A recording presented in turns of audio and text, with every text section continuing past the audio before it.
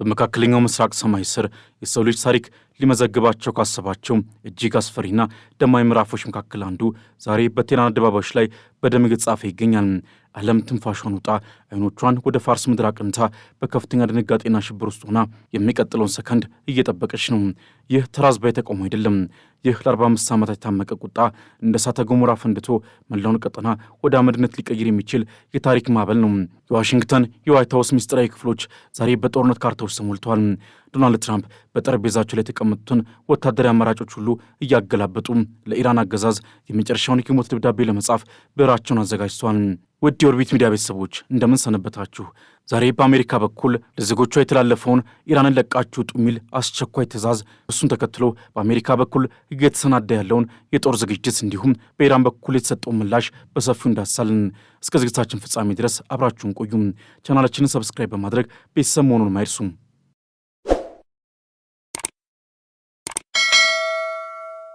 ትዕይንቱ የሚጀምረው በቴህራን ምሽቶች ላይ በነገሰው አስፈሪ ዝምታ ነው። በድንገት በመላው አገሪቱ ኢንተርኔት ተቋረጠ። ስልኮች ድምፅ አጠፉ። ዓለም ከኢራን ጋር ያላት ግንኙነት በቢሏ እንደተገዘገዘ ገመድ ተበጠሰ። ይህ ዝምታ ግን የሰላም አልነበረም። ይልቁንም በአደባባዮች ላይ የሚፈሰው ደምና ለሚሰማው የጥይት ናዳ መሸፈኛ እንዲሆን የታቀደ የዲጂታል ጨለማ ነበር። አሜሪካ ይህን አደገኛ ምልክት ተረድታለች። በቴህራን የሚገኘው የአሜሪካ ዲጂታል ኤምባሲ በመላው ዓለም የሚገኙ የአሜሪካ ዜጎችን ያስደነገጠ መልእክት አስተላለፈም። አሁኑኑ ኢራንን ለቃችሁ ውጡ። ይህ ተራ ምክር አይደለም። ይህ ከእንግዲህ ወዲያ እኛ እንረዳችሁም፣ የራሳችሁን ነፍስ በራሳችሁ አድኑ የሚል የመጨረሻ ለቅሶ ጥሪ ነው። ትራምፕ ወታደራዊ እርምጃ ለመውሰድ አልፈራም ሲሉ፣ የቴህራን አገዛዝ ደግሞ በበኩሉ ያለውን የመጨረሻ ወታደራዊ ዝግጅት እያጠናከረ ነው። የኢራን የአብዮታዊ ጋርድ ጥበቃ ኃይል ወይም IRGC ሚሳይሎቹን ወደ እስራኤልና ወደ አሜሪካ የጦር ሰፈሮች አቅጣጫቸውን እንዲያስተካክሉ ትዕዛዙን ሰጥቷል። የሆርሙዝ ወሽመጥንም ለመዝጋት በዝግጅት ላይ መሆኑ ይነገራል። የአሜሪካ የጦር አውሮፕላኖች በኳታር እንቅስቃሴ ማጠናከራቸውን ተሰምተዋል። የአሜሪካ ዜጎች ከኢራን እንዲወጡ ጥሪ የቀረበ ሲሆን በኳታር የሚገኘው የአሜሪካው አልኡዴይድ የጦር ሰፈር የጦር አውሮፕላኖች እንቅስቃሴያቸውን በከፍተኛ ሁኔታ መጨመራቸውም ነው የተሰማው። ከኢራን ድንበር በ200ና 300 ኪሎ ሜትር ርቀት ላይ በሚገኘው በዚህ የጦር ሰፈር የታየው ወታደራዊ ዝግጅትም በቀጠናው ያለውን ውጥረት ከፍ አድርጎታል።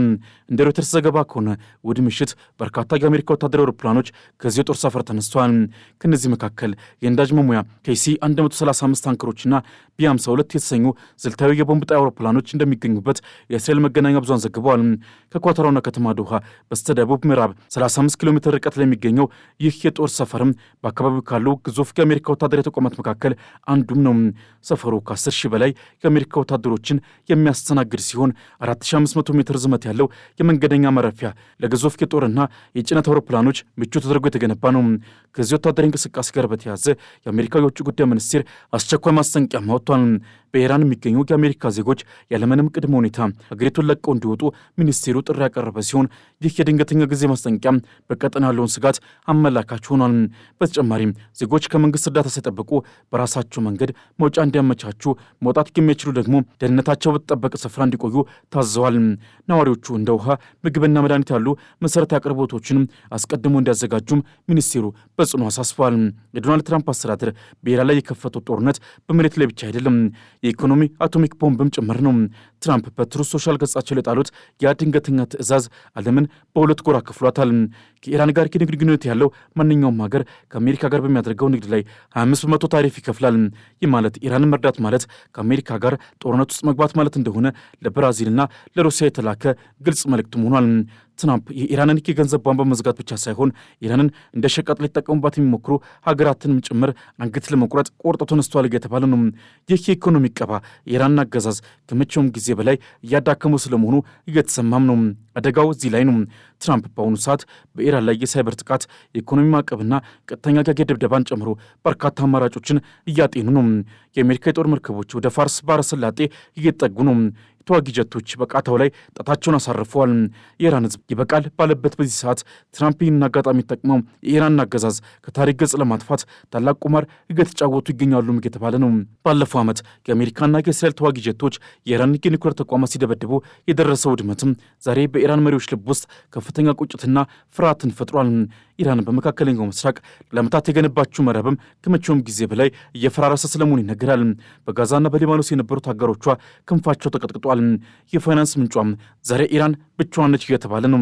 ይህንን ክፍተት የተረዱ ትራምፕም የኢራን አገዛዝ ለአንዴና ለመጨረሻ ጊዜ ከካርታው ላይ ለማጥፋት የሳይበር ጥቃትና የቀጥታ የአየር ድብደባ አማራጮችን በጠረጴዛቸው ላይ አስቀምጠዋል። ዋይት ሀውስ ትራምፕ እርምጃ ለመውሰድ ቆራጥ ናቸው ሲል ዓለም ለታላቁ ጦርነት ዝግጅቷ እንድታጠናቀቅ እየተነገራት ነው። አሜሪካውያንና የሁለት ሀገር ዜግነት ያላቸው ኢራናውያን በከፍተኛ ሽብር ውስጥ ናቸው። የአሜሪካ ፓስፖርት መያዝ በቴህራን ጎዳናዎች ላይ እንደ ሞት ፍርድ ነው የሚቆጠረው። ዜጎች በየብስ ወደ ቱርክና አርሜኒያ እንዲሸሹ አውሮፕላኖች በረራቸውን እያቋረጡ መሆኑን እስከ ጃንዋሪ 16 ድረስ ብቻ የቀረበውን ጠባብ ዕድል ጠቅሞ እንዲወጡ ተነግሯቸዋል። ይህ የሚያሳየው አንድ ነገር ብቻ ነው። ዋሽንግተን በኢራን ላይ ታይቶ በማይታወቅ ደረጃ ሰማዩን ሊያፈርስ የሚችል ወታደራዊ እርምጃ ለመውሰድ ዝግጁ መሆኗን ነው። በቴህራን በኢስፋሃንና በሺራዝ ጎዳናዎች ላይ የሚፈሰው ደም ወንዝ ሆኗል። እስካሁን ባለው መረጃ መሰረት ከ600 በላይ ንጹሐን ዜጎች በጸጥታ ኃይሎች ጥይት ተገድሏል። የኢራን የ45 ዓመታት አገዛዝ ዛሬ ከመቼውም ጊዜ በላይ እየተንገዳገደ ነው። ባለፈው ዓመት የአሜሪካ ተዋጊ ጀቶች ከእስራኤል ጋር በመቀናጀት የኢራን የኒውክሌር ተቋማት በደበደቡበት ወቅት የደረሰ ውድመት ዛሬ በውስጥ አመፅ ታጅቦ አገዛዙ ላይ ጫና እያሳደረ ነው። ዶናልድ ትራምፕ በትሩዝ ሶሻል ገጻቸው ላይ የለጠፉት መልእክትም በመላው ዓለም የኢኮኖሚና የወታደራዊ መድረክ ላይ እንደ ኒውክሌር ቦምብ ፈንድቷል። ከኢራን ጋር የንግድ ግንኙነት ያለው ማንኛውም ሀገር ከአሜሪካ ጋር በሚያደርገው ንግድ ላይ 25 በመቶ ታሪፍ ይጣልበታል። ይህ ትዕዛዝ የመጨረሻና የማይለወጥ ነው። ትራምፕ የኢራን የገንዘብ ምንጭ ለማድረግ ብቻ ሳይሆን ኢራንን የሚረዱ እንደ ሩሲያና ብራዚል ያሉ ሀገራትን ጭምር አንገት ለማስያዝ ቆርጧል። እኔ ወታደራዊ እርምጃ ለመውሰድ አልፈራም የሚለው የዋይት ሀውስ መግለጫ የቴህራን ሰማይ በቅርቡ በአሜሪካ ሚሳኤሎች ሊቀደድ እንደሚችል የሚያሳይ ግልጽ ማስጠንቀቂያ ነው። የኢራኑ የውጭ ጉዳይ ሚኒስትር አባስ አራግቺ በቴህራን ለሚገኙ የውጭ ዲፕሎማቶች ሁኔታው በቁጥጥር ስር ነው በማለት አስታውቋል። ኢራን በመካከለኛው ምስራቅ ለዓመታት የገነባችው የመቋቋም ዘንግ አሊያም አክሲስ ኦፍ ሬዚስታንስ እየፈራረሰ ነው። በጋዛ ያለ ጦርነት ኢራንን ጎድቷታል። የውስጥ አመፁ የሆድ ባዶነትና የነጻነት ጥማት ውጤት ቢሆንም አገዛዙ ግን የአሜሪካና የእስራኤል ሴራ ነው በማለት ጫናውን ለመከላከል እየሞከረ ነው። በቴህራን ጠባብ መንገዶችና በኢስፋሃን ታሪካዊ አደባባዮች ላይ ዛሬ የሚታየው ትዕይንትም ተራ የፖለቲካ ትኩሳት ሳይሆን የሺህ ዓመታት ታሪክ ያላት ሀገር ወደ መጨረሻው የፍንዳታ ነጥብ መቃረቧን የሚያበስር አስፈሪ ድባብ ነው። የኢራን አየር ዛሬ በባሩድ ጭስና በለቅሶ የታፈነ ነው። የቴህራን ሰማይ ደግሞ በቅርቡ ሊመጣ ያለውን የሚሳኤል ናዳ በመጠባበቅ ላይ ያለ ይመስላል። ላለፉት 45 ዓመታት ምድሪቱን ሲገዛ የነበረው አገዛዝ ዛሬ በሁለት ታላላቅ እሳቶች መካከል ተቀርቅሯል። በአንድ በኩል ከቁጥጥር ውጭ የሆነው የህዝብ ቁጣ፣ በሌላ በኩል ደግሞ በዋሽንግተን ቤተ መንግስት ውስጥ በቃ ብለው የቆረጡት የዶናልድ ትራምፕ የብረት ክንድ። የኢራን መንግስት ዛሬ ዓለምን ወደ ጨለማ ክፍል ውስጥ ከቷታል። የኢራን መንግስት ያስተላለፈው በመላው አገሪቱ ጣለውና ሞባይልን፣ የቤት ስልክንና ኢንተርኔትን ያጠቃልለው የዲጂታል ገደብ የተቃውሞ አስተባባሪዎችን ለመበተን የታለመ ቢሆንም ይበልጥ ያሳየው ግን የአገዛዙን መንገዳገር ነው እየተባለ ነው። የኢራን የውጭ ጉዳይ ሚኒስትር አባስ አራግቺ በዲፕሎማቶች ፊት ቆመው ሁኔታው ተረጋግቷል ሲሉ፣ በቴህራን አየር ማረፊያ ግን የታየው ትዕይንት ሌላ ነበር። እስከ ጥር 16 ድረስ ብቻ የቀረው ጠባብ ዕድል ጠቅሞ ለመውጣት የሚጋፉ ዜጎችና እየተሰረዙ ያሉ በረራዎች በኢራን ላይ ያንዣበበውን ስጋት በግልጽ የሚያሳይ ነው። አሜሪካ ዜጎቿን አሁን ውጡ ስትል ተራ ማስጠንቀቂያ እየሰጠች አይደለም። ይልቁን በቅርቡ የኢራን ወታደራዊና የኒውክሌር ተቋማት አመድ ሊያደርግ የሚችል የእሳት ማዕት ወይም ኦፕሬሽን መጀመሩን እያበሰረች ነው የተባለ ነው። ኢራን ዛሬ የባሩድ መርሜል ሆናለች። ክብሪቱ ደግሞ በትራምፕ እጅ ውስጥ ነው። አሜሪካ ዜጎቿን በቱርክና በአርሜኒያ በኩል በየብስ እንዲሸሹ ማዘዟ ሰማዩ በቅርቡ በእሳት እንደሚታጠብ የሚያረጋግጥ ሆኗል። የአሜሪካ ፓስፖርት የያዙ ዜጎች በቴህራን ጎዳናዎች ታፍነው ሊታሰሩ ይችላሉ የሚለው ስጋት ኢራን አገዛዝ ምን ያህል ጫና ውስጥ እንዳለ የሚያሳይ ነው የተባለ ነው። አገዛዙ የውጭ ዜጎችን እንደ ሰው ጋሻ ለመጠቀም እያሰበ መሆኑን የሰለላ መረጃዎች ይጠቁማሉ። ይህም ማለት ኢራን ራሷን ለመከላከል የትኛውንም አይነት ድርጊት ለመፈጸም ዝግጁ ናት ማለት ነው።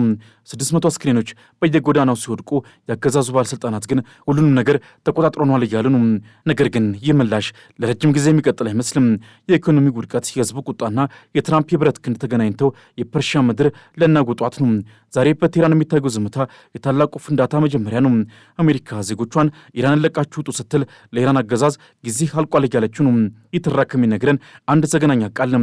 እሱም መካከለኛው ምስራቅ ወደ ታላቁ ፍንዳታ መቃረቡን ነው። 600 አስክሬኖች፣ በሺዎች የሚቆጠሩ እስረኞችና በሚሊዮኖች የሚቆጠሩ ለነጻነት የሚጮሁ ድምጾች፣ ይህ ሁሉ ተዳምሮ የኢራንን ስርዓት እያናጋው ነው። አሜሪካ ዜጎቿን ውጡ ስትል ሰማዩ በቅርቡ በሳት እንደሚታጠብ እያበሰረች ነው። በቴህራን አደባባዮች ላይ የሚታየው ጭስ ደግሞ ነገ ወደ መላው ዓለም ሊሰራጭ ይችላል። ትራምፕ የኢኮኖሚ አቶሚክ ቦምብ የሆነውን የ500 ታሪፍ ሲጥሉ ዓለም በሁለት እግሯ እንድትከፈል አስገድደዋል። በዚህ እጅግ ልብ ሰቃይ ወቅትም የኢራን ዕጣ ፈንታ በአንዲት ቀይ ቁልፍ ላይ ተንጠልጥሏል። የኢራን መንግስት በዚሁ ከቀጠለ ትራምፕ ሲኦልን ታያላቸው ያለውን ዛቻ ተግባራዊ ማድረጋቸው አይቀሬ ነው እየተባለ ነው። የፐርሺያ ምድር ወደ ፍርስራሽነት ልትቀየር አሊያም አዲስ የነጻነት ፀሐይ ልትወጣባት ካልሆነ ደግሞ ኢራን የምትወስዱ አጸፋ መላው ዓለምን ሊያናውጥ ጥቂት ሰዓታት ብቻ ቀርቷል። የዓለም የፖለቲካ ትኩሳት ጣሪያ ነክቷል። ኃያላኑ አንዱ በሌላው ላይ አድብቷል። በመሃል ያለው የኢራን ህዝብ ግን በታሪክ ታይቶ በማይታወቅ ተቃውሞ ውስጥ ይገኛል። በቴህራን የሚሰማው ያ የነጻነት ጩኸትና በዋሽንግተን የሚሰማው የጦርነት ነጋሪ ተገናኝተው አዲስና አስፈሪ ዓለም ሊወልዱ ነው። የኢራን አገዛዝ የመጨረሻው ትንፋሽ እያለከለከ ነው። ትራምፕ ደግሞ ኢራንን ለመምታት ተዘጋጅቷል። በፋርስ ባህረ ሰላጤ የሚሰማው ያ የጦር መርከቦች ጩኸትና በቴህራን ጎዳኖች የሚፈሰው ደም አዲስና አስፈሪ ዓለም እየተወለደ መሆኑን የሚያሳይ ነው። የጃንዋሪ 16 የጊዜ ገደብ ሲያበቃ ምናልባትም በታሪክ ታይቶ የሚታወቅ ታላቅ ፍንዳታ ልናይ እንችላለን። የሚቀጥሉት ቀናት የሰው ልጅ ታሪክን አቅጣጫ የሚቀይሩ ካርታዎችን የሚያፈርሱና አዲስ የኃይል ሚዛን የሚፈጥሩ ይሆናሉ። ግለቱ አሊያም ቁጥረቱ ከእንግዲህ በኋላ ወደ ኋላ የሚመለስ አይመስልም። ድሉ የማን ይሆናል? የህዝቡ ነጻነት አሊያስ የኃያላኑ የጥፋት ሰዓት? ምን ይፈጠራል? ወደፊት የምናየው ይሆናል። ለዛሬ ግን በዚሁ አበቃን። ውድ ተመልካቾቻችን አብራችሁን ስለቆያችሁ እናመሰግናለን። ቻናላችንን ሰብስክራይብ በማድረግ ቤተሰብ መሆኑን አይርሱ። በቀጣይ ዝግጅት እስከምንገናኝ ድረስ ሰናይ ጊዜ ይሁንላችሁ።